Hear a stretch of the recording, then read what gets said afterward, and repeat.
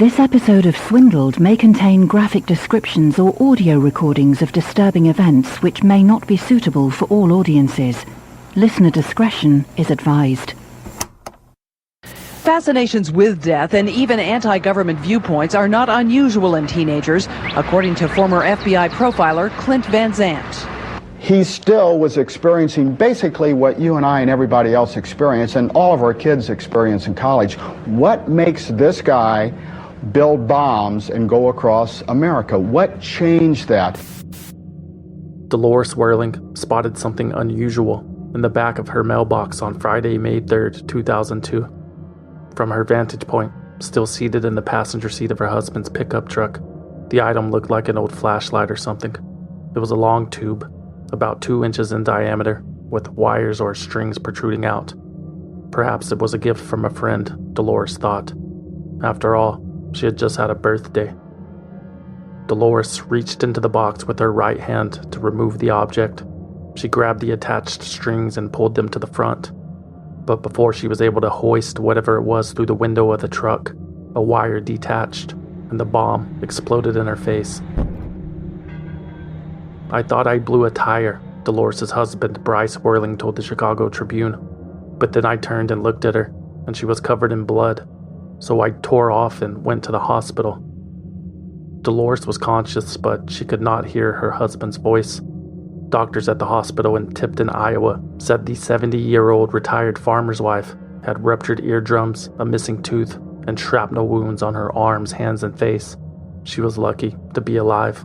Dolores Whirling has shrapnel wounds on her arms, hands, and face after reaching in her mailbox to get a birthday card. I think that whoever did this should be caught and should have to pay whatever it is that he needs to pay, and he's a very sick person.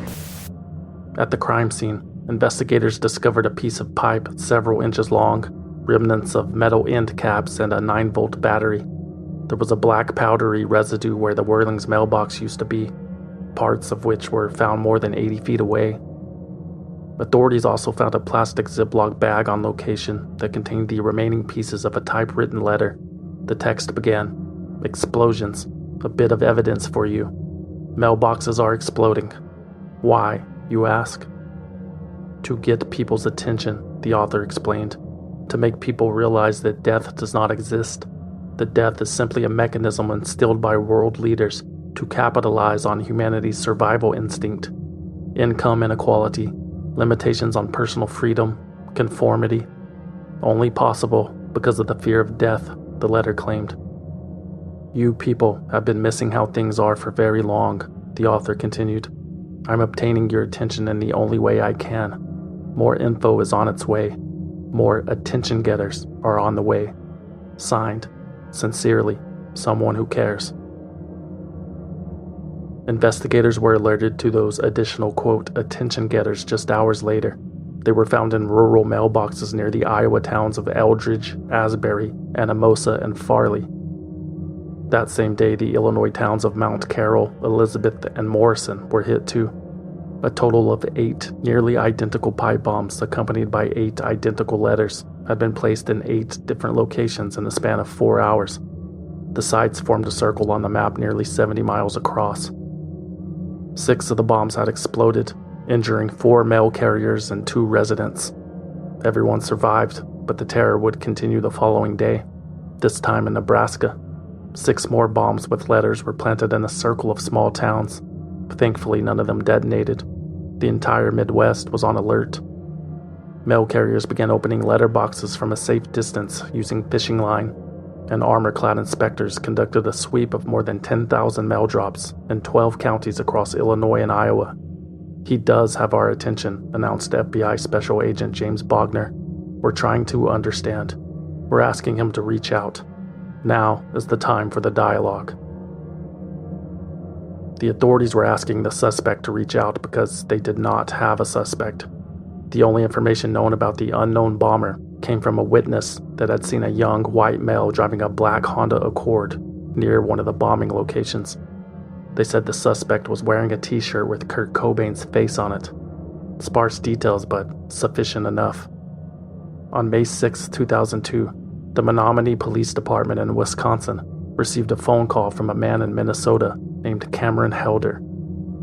Mr. Helder told the police about a disturbing letter he had received from his adopted son Luke. Postmarked in Omaha, Nebraska, the letter contained references to death and dying, as well as anti-government commentary, and it spelled out an elaborate plan to wake people up. Luke wrote that he was prepared to die or go to prison to spread the truth. Mr. Helder also told the police that he had spoken with Luke's roommate at the University of Wisconsin-Stout in Menominee earlier that night. The roommate said that Luke had been missing since Thursday, May 2nd. Luke had left a note in their apartment that said he had gone to Madison for the weekend to party. "Fuck work," he wrote. "Just kidding, I'll call in sick." But Luke Helder was never the type to call in sick. The 21-year-old had always been so reliable and responsible, according to everyone that knew him. This behavior was out of character. Luke's roommate realized that, but was not too concerned, until he discovered a large box of nails and gunpowder underneath Luke's bed 4 days later. There was also a plastic funnel and a receipt for the purchase of 20 pipe casings. That same day, 6 more bombs had been placed in Colorado and Texas. Again, luckily, none of them exploded. The individual that we are seeking is Luke Helder. He has been described as an intelligent young man with strong family ties. On Tuesday, May 7th, 2002, the FBI issued an all-points bulletin for Lucas John Helder. He had placed 18 bombs in 18 mailboxes in 5 states over 4 days. The allegations shocked Luke's friends and neighbors. They wondered how the, quote, sweet and intelligent industrial design student could have become so radicalized. Acquaintances say music was Helder's obsession, particularly the band Nirvana and its lead singer. This past September, Helder was issued a citation for possessing a marijuana pipe. "I party, play guitar, and talk online to everyone," Luke Helder wrote in the personal biography section of the website for his grunge band. "That's my life. The top things I care about are my girlfriend Sarah and my music/band. It's a story how I'm supposed to feel because you told me. It was sex, drugs, and rock and roll, of course. That potent cocktail traditionally blamed for a youth gone mad. For Luke Helder, the breaking point definitely did not come from the sudden realization that life in America was an illusion, a pointless endeavor, a place to work your fingers to the bone just to afford new hands. No, that couldn't be it, even though that's what Luke Helder wrote about explicitly in every letter he had sent. To live, avoid death, in this society, you are forced to conform/slave away, Helder wrote. I'm here to help you realize that you will live no matter what. It is up to you people to open your hearts and minds. There's no such thing as death. The people I've dismissed from this reality are not at all dead. Okay, so maybe Luke had lost his mind a little. Whatever the cause, there's no justifying attempted mass homicide. Any answers would have to be revealed by Luke himself. However, the ramblings he had recently distributed were sent by a person his acquaintances no longer recognized. I really want you to know that Luke is not a dangerous person, Cameron Helder said in an appeal to his son to turn himself in. I think he's just trying to make a statement about the way our government is run. I think Luke wants people to listen to his ideas, and not enough people are hearing him, and he thinks this may help. Look, you need to talk to someone. Please don't hurt anyone else. It's time to talk. Luke did not turn himself in. However, later that day, a motorist spotted his 1992 Honda Accord traveling west on Interstate 80, 50 miles outside of Reno, Nevada. The police pinpointed his location by tracking his cell phone. A high-speed chase ensued. Luke Helder eventually stopped his car, threw a gun out the window, and gave himself up after authorities promised on a phone call that he would not be harmed. He requested not to be tackled, Trooper Alan Davidson told the media. Let's all file that one away for future use.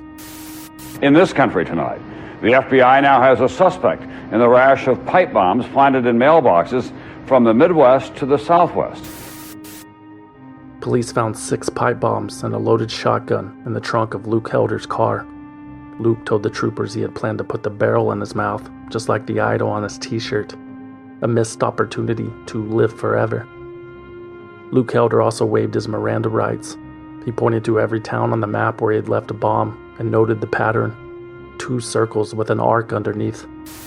If you study the placement of the pipe bombs on a map, you can see what could be 2 eyes and the beginning of a grin. Was Helder trying to form a smiley face? That's correct. He told that to one of the undercover agents that was actually there. It was also revealed that Luke Helder had been pulled over 3 times for traffic violations during the bombing spree. Each time he had been released with nothing more than a warning or citation. Even that time when Luke was stopped after midnight in Nebraska, the first words out of his mouth to the approaching officer were, quote, "I didn't mean to hurt anybody." "Relax, son," he was told. "I only pulled you over for speeding." We are here to see our son in his hour of need. We told him we love him. I feel better, a lot better after speaking to him. Luke Helder was transferred to Iowa to face 2 federal charges for maliciously destroying property affecting interstate commerce and for using a destructive device to commit a crime of violence. Similar charges awaited him in Illinois, Nebraska, and Nevada. He pleaded not guilty to all counts. But the trial was delayed indefinitely. After waiting months for the results of a psychiatric evaluation, on April 1st, 2004, a judge declared Lucas Helder incompetent to stand trial. Helder was diagnosed with schizoaffective disorder and incarcerated at the Federal Medical Center in Rochester, Minnesota, where he remains. But before the Midwest could even take a breath, perhaps inspired by Luke Helder's actions, another bomber was on the loose. This one more calculated, more focused, more selfishly motivated. But fortunately, just as ineffective and short-sighted as the last. You'll see. An unknown entity targets financial firms with explosives to satisfy a list of demands on this episode of Swindled. They bribed government officials, clear violations of federal and state law, pay to play millions of taxpayer dollars that were wasted, paid tens of millions of dollars, $1 billion. Dummied up its books and records to hide the fake falsifying its books and records, responsible for the collapse of the entire system. And in this role of some kind of swindler, is that right?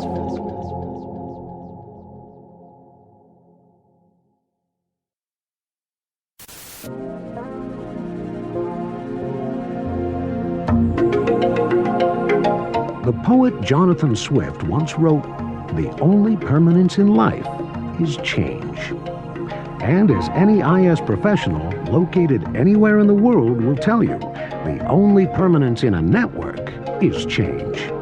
Managing the complexities of change is the single largest challenge in networking, even for a networking company like 3Com.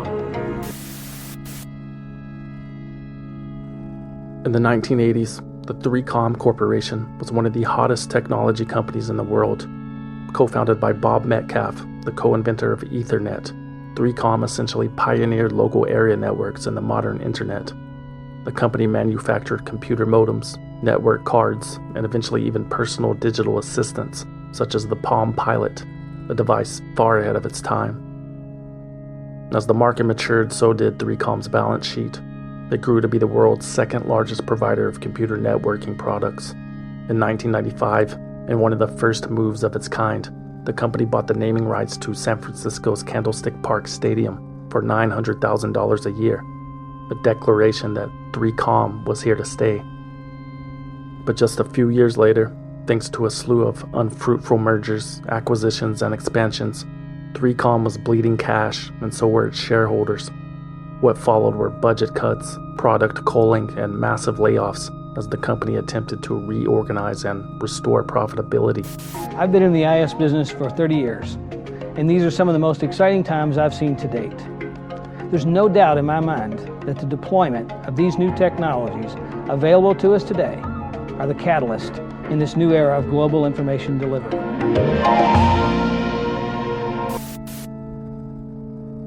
The road to recovery was long and hard, and many at 3Com were losing faith.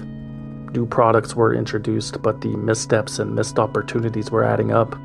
However, one particular public investor remained bullish, and he had his own ideas on how to boost the company's value.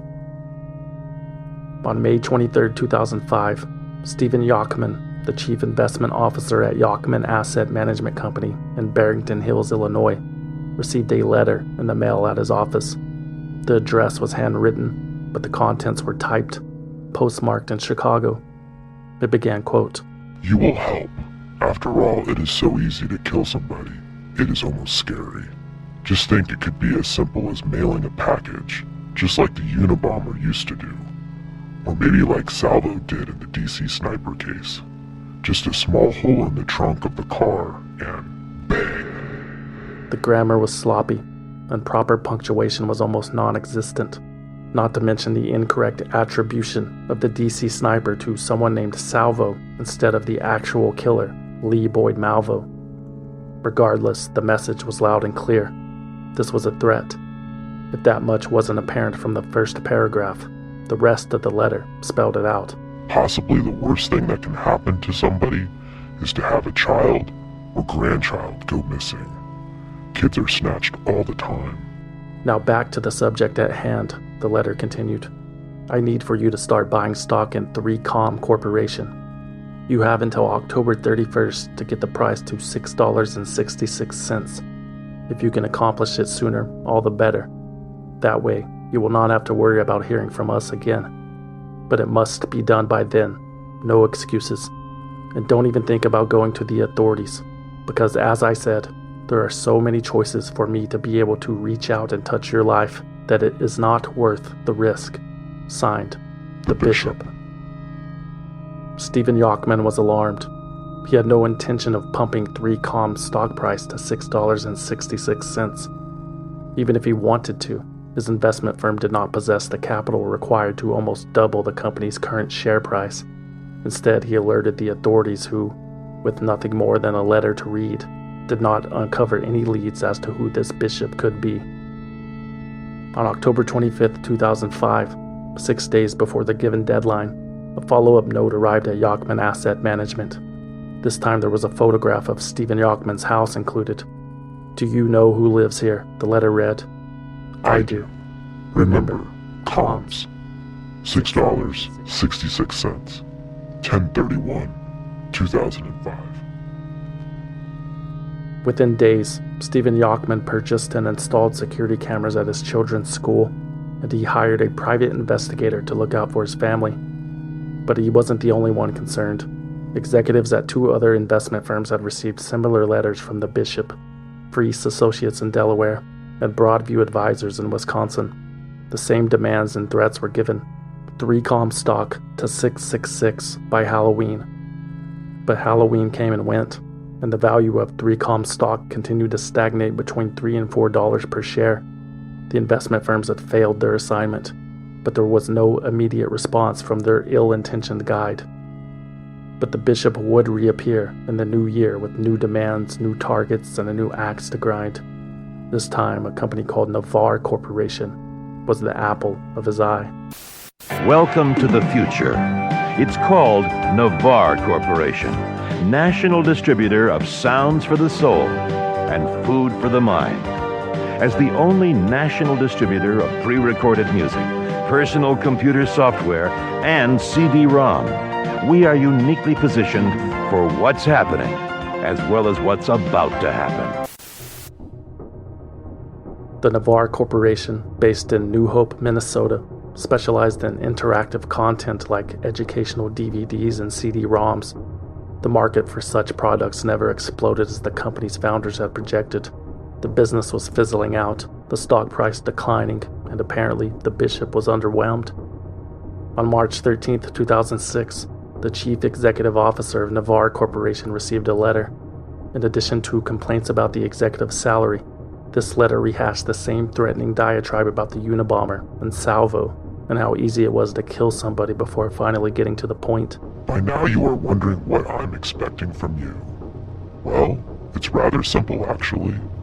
Within the next 60 days, you're going to find a way to reverse the downward spiral of the stock price and get it over $6.66, or the devil will be paying you a visit. I do not care if you have to buy all the shares yourself, the letter read. It would do wonders for the stock price if there were a rumor that you were thinking of taking the company private. It sure would fuck with all those asshole short sellers. Or, if you have to, you could suck off a couple of mutual fund managers in order to get them to buy this stock. I really don't care, but whatever you do, the price had better reverse in a hurry. Tick-tock. The Bishop. On the same day, 3 more letters demanding a rally in the stock price of Navarre were sent to investment company executives in Omaha, Nebraska, Madison, Wisconsin, and Milwaukee, Wisconsin. Again, all of the information on the envelopes was handwritten, and in some cases the return addresses belonged to family members of the recipients to ensure the message had been received.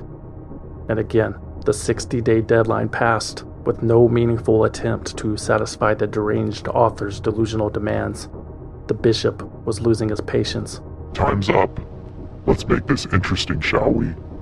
I have acquired 3 targets. 1 is a relative. 1 is a coworker's relative. And 1 is a friend or neighbor.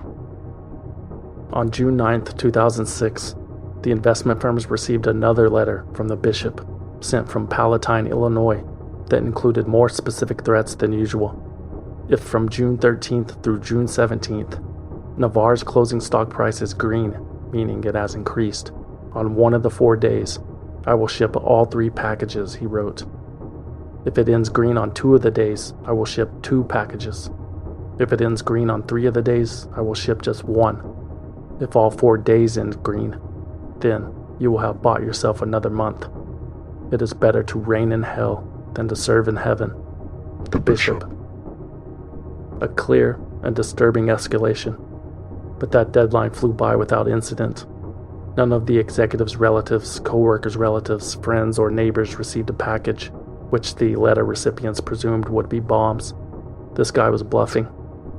The bishop had also sent correspondence to a portfolio manager in Los Angeles and another in Cincinnati that same month regarding Navarre. He'd already moved the goalpost again. You have until July 4th to get the price to $6.66, the letters read.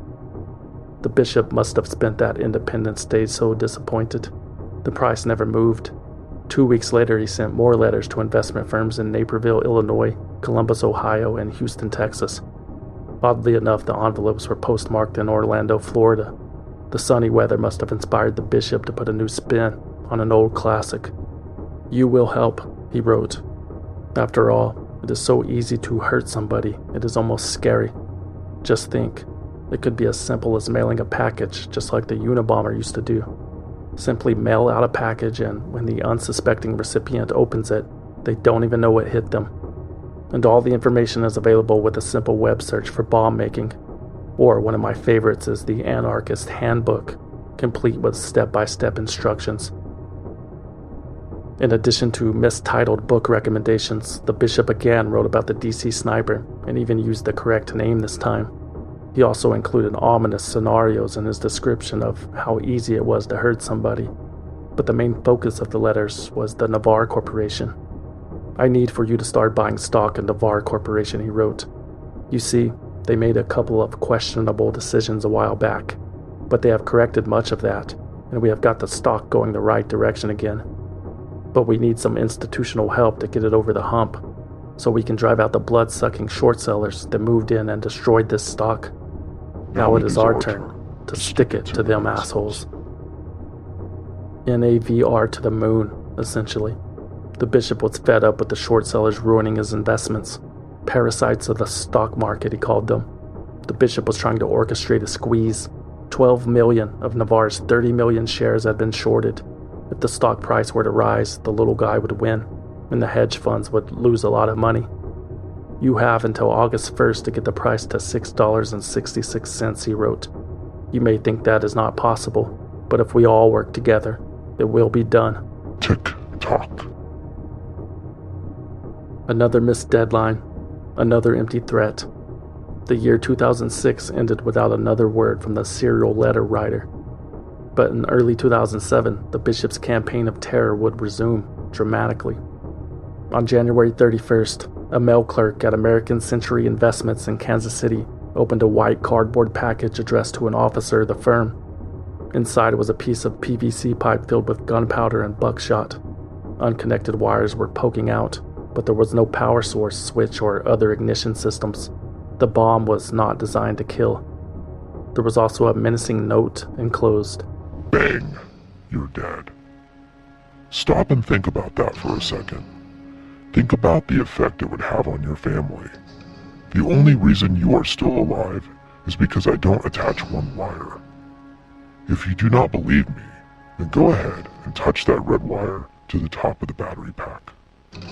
There is enough gunpowder and steel shot in that tube to kill anyone in a 10-foot radius when it goes off. Now imagine how you will feel when I mail that same package to one of your family members or neighbors or coworker, and yes, I will be sure to connect all the little wires. Now if you decide you want to keep the people around you safe, you will do as I say. On February 7th, 8th, and 9th, the bishop wrote, there was going to be a rally in the stock price in a company called Navarre. On the 7th, the closing price will be above $4.90. On the 8th, the closing price will be above $5.75. And on the 9th, the closing price will be above $6.50. This is not a hoax. There's nothing the police or anybody else can do, so do not contact them. Everything that it takes to make these little care packages can be purchased at any Home Depot and Walmart, so there's nothing to be traced. There are no fingerprints or DNA and nothing to match it to, so be smart and do what I am asking. Although you are not alone, all of you will be punished if you fail.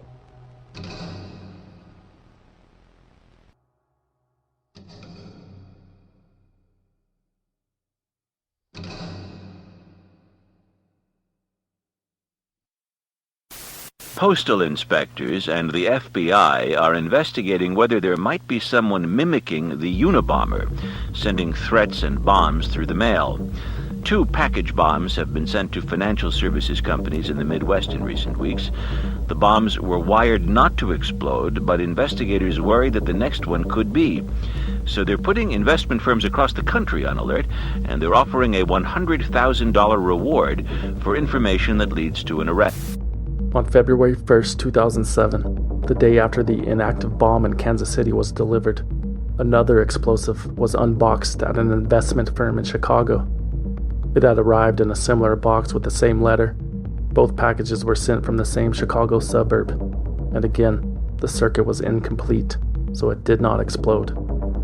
The local bomb squads and ATF did confirm that the devices were technically functional, however, and under the right conditions, something as dull as static electricity or radio waves could have set them off. The improvised explosives were in no way harmless. There was a menace on the loose. A terrorist, frustrated by his target's failures to heed his demands. Although the letters included in the packages were not signed at this time, authorities traced them back to the bishop. The tone was more impatient and the threats more serious, but the substance remained the same. Who else could be that passionate about the Navarre Corporation? But it was no laughing matter. The bishop had proved his ability. He was one connected wire away from changing someone's life forever. The next recipient might not be so lucky.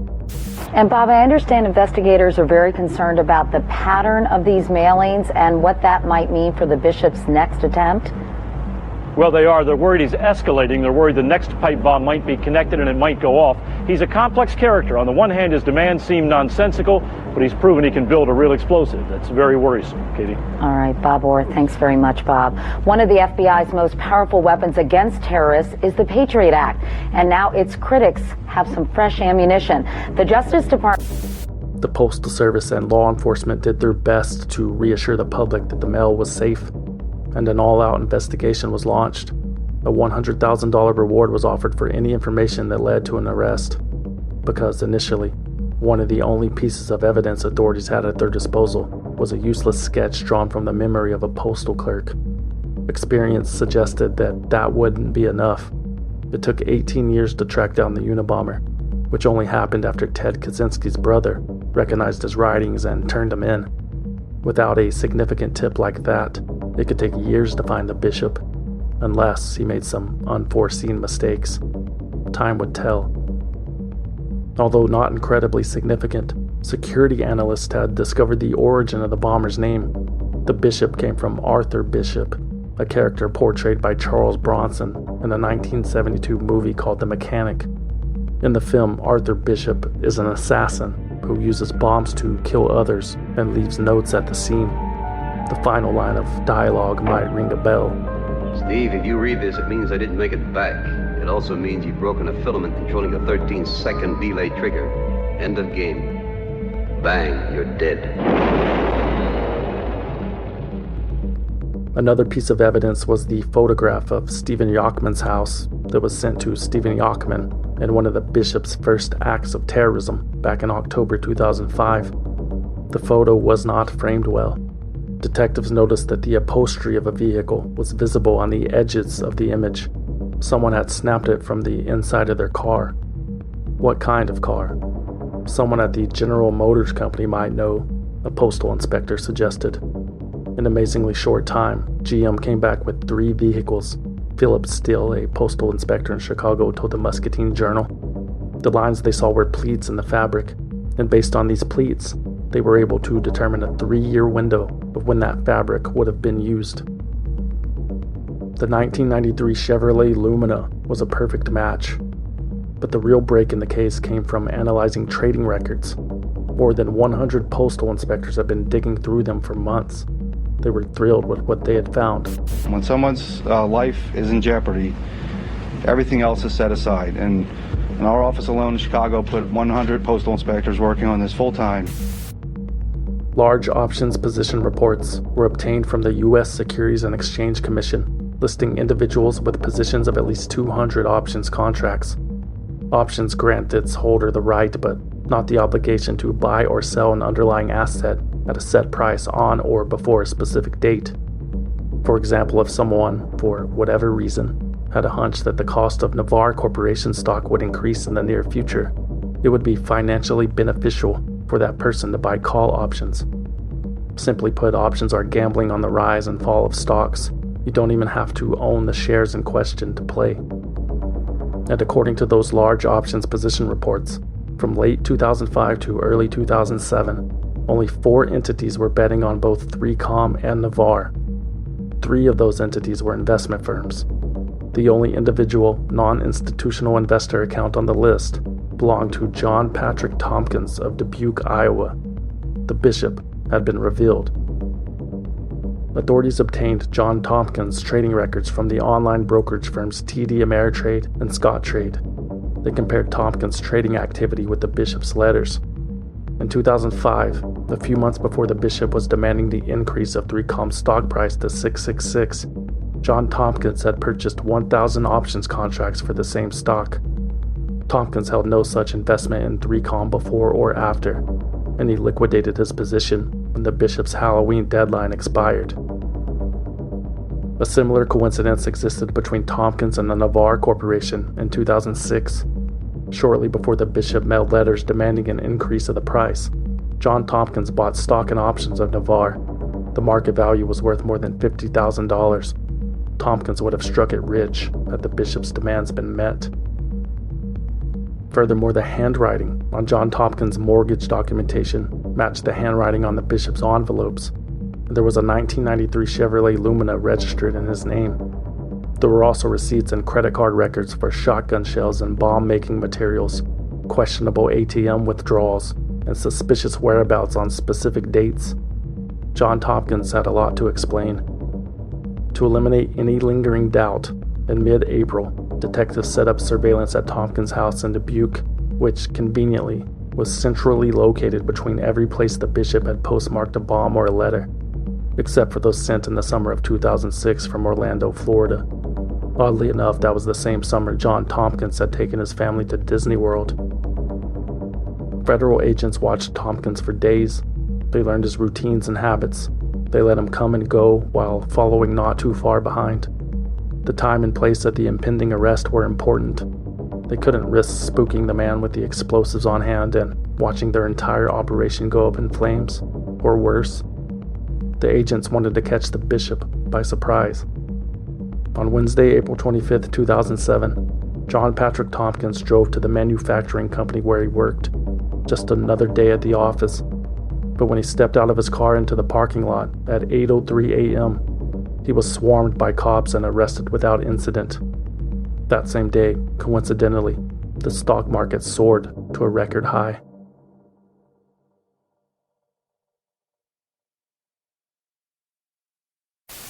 It's a chemical that's also used in household products like Drano. Now everyone is being told, don't drink the water, and as they flush the system, and that probably there'll probably be no more tap water here until sometime tomorrow. All right, Ron Allen on the situation in Spencer, Mass. tonight. Thank you for that. In Iowa tonight, a man who federal authorities say calls himself the Bishop is under arrest, charged with sending dud pipe bombs and threatening letters to investment companies in the Midwest in an attempt to drive up stock prices. John Patrick Tomkins did not fit the FBI's criminal profile of a serial bomber. He wasn't a loner or a social outcast.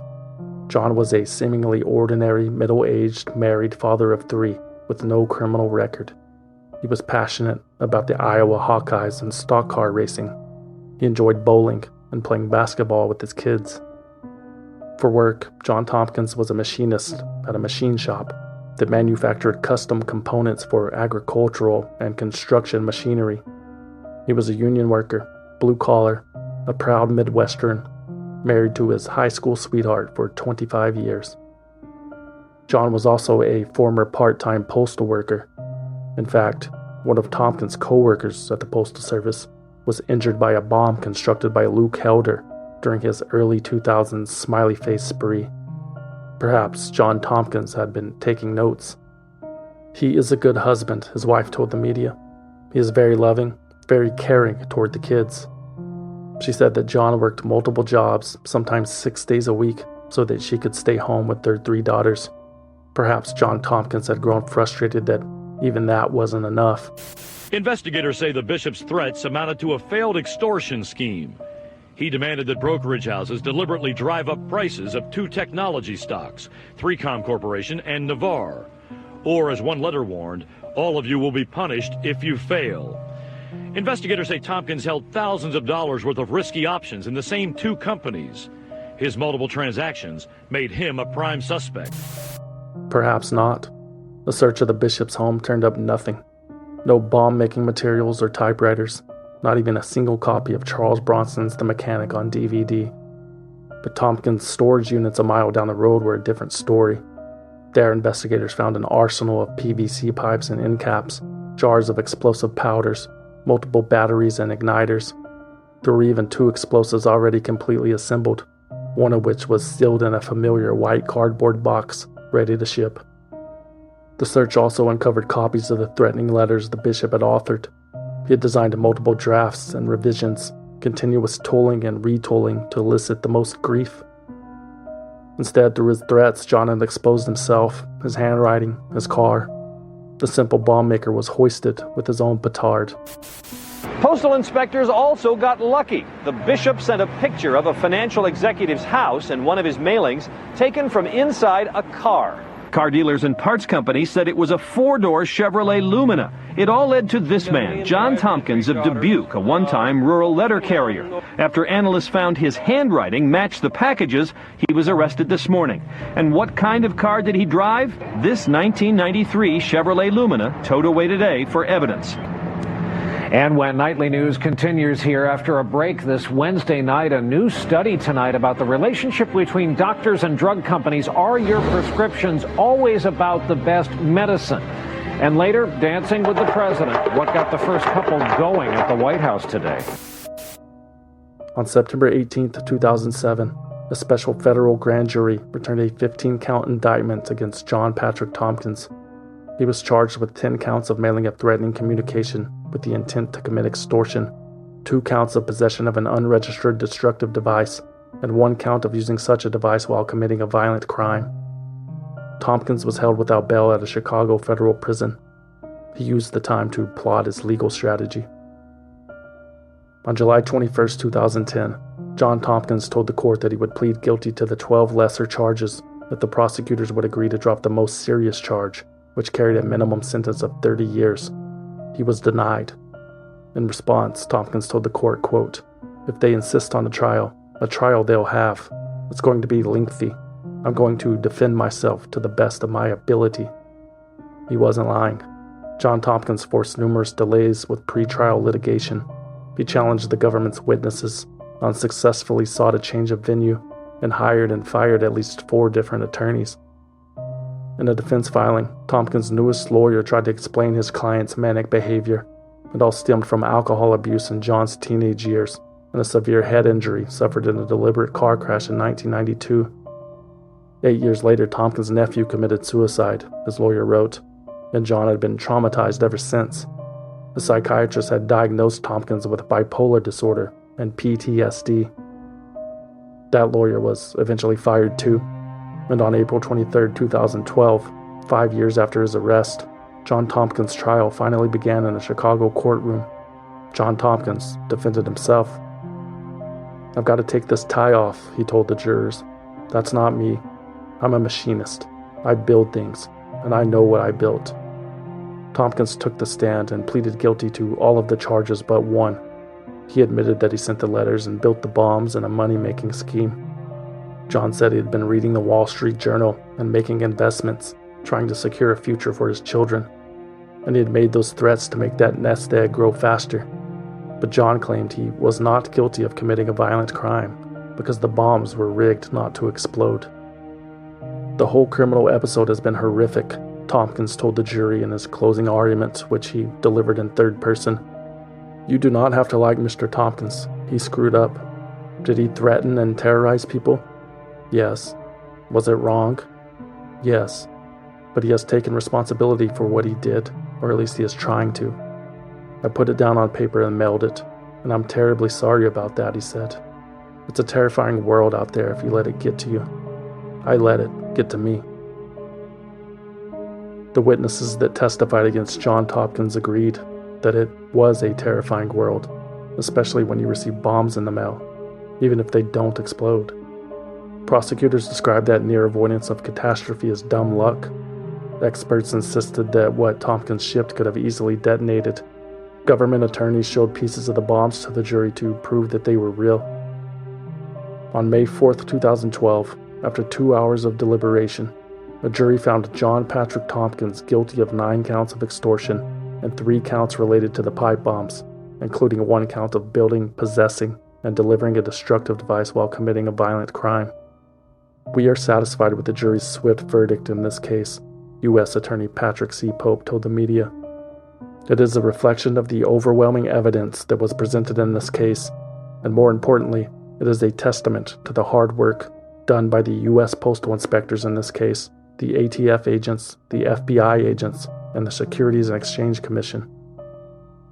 On April 20th, 2013, the day after the second suspect in the Boston Marathon bombing was found hiding in a boat, John Tomkins appeared in court for his sentencing hearing. He apologized for his actions and broke down in tears while speaking to his children. He told them he was sorry for, quote, failing as a father. John Tomkins was sentenced to 37 years in federal prison. Tomkins took these terrifying and secretive actions because he was greedy, U.S. Attorney Gary S. Shapiro told the court. Because he did not like the financial and life situation in which he had found himself. To remedy those perceived problems, he decided to terrorize people to get what he wanted. He was indifferent to whether he killed people in the process. For those horrific choices that he repeatedly made over the course of 2 years, Tomkins received the lengthy sentence imposed today. John Patrick Tomkins remains in custody at a medium security facility in Illinois.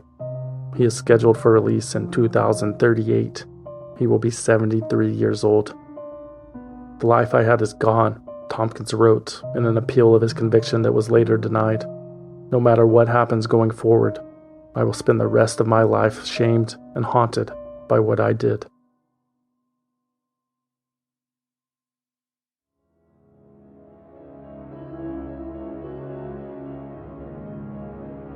Swindled is written, researched, produced, and hosted by me, a concerned citizen, with original music by Trevor Howard, aka Deformer, aka The Mechanic. For more information about Swindled, you can visit swindledpodcast.com and follow us on Instagram, Facebook, and Twitter @SwindledPodcast. or you can send us a postcard at P.O. Box 6044, Austin, Texas 78762. But please, no packages. Did you not just listen to this episode?